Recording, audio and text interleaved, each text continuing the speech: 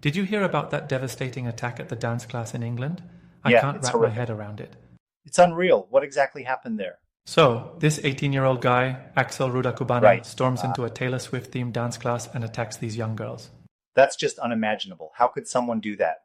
Exactly, and the girls were just making bracelets and singing along to Taylor Swift songs, Hmm. having the time of their lives on the first day of summer vacation. It's so tragic. What drove him to commit such a heinous act? Well, that's the thing. He had a long-standing obsession with violence and killing. Really? He'd been referred to authorities multiple times. Wait, so people knew he was a threat? Yes, and that's what's so frustrating.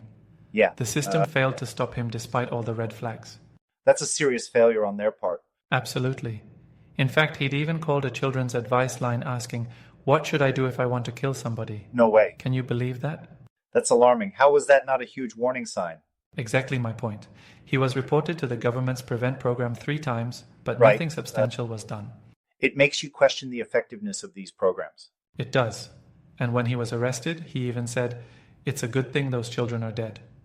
It's Oh my chilling. gosh. That's absolutely terrifying. And to add to the tragedy, the attack sparked days of anti-immigrant violence based on misinformation. Really? People thought he was an asylum seeker. But wasn't he born in Wales? Yes, he was born in Cardiff to parents from Rwanda, Right. but false reports fueled the unrest. That's so unfortunate. Misinformation can be so dangerous. Exactly, and it diverted attention from the real issue, the systemic failures. Yeah. I wonder if labeling his actions as non-terrorism is accurate.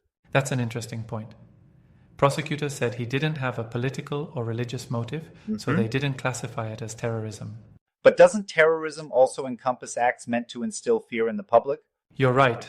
Perhaps the definition needs to be revisited. Even the Prime Minister mentioned facing new threats that test traditional definitions. Exactly. It's like the lines are blurring.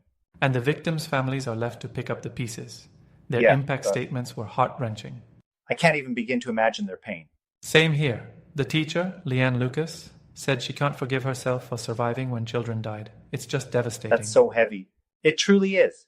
Do you think this will lead to any significant changes in how such threats are handled? I really hope so. The government's launching a public inquiry, Right. so maybe it'll shed light on what went wrong. It needs to. Otherwise, we risk this happening again. Exactly, and we owe it to the victims to do better. Absolutely. This whole case is just a stark reminder of the gaps in our system. It is, and it's like we're only reactive instead of proactive. Yeah. We need to intervene earlier. Couldn't agree more. Early intervention could save lives. Hopefully, this tragedy will be a catalyst for real change. Yeah, let's hope so, for the sake of everyone.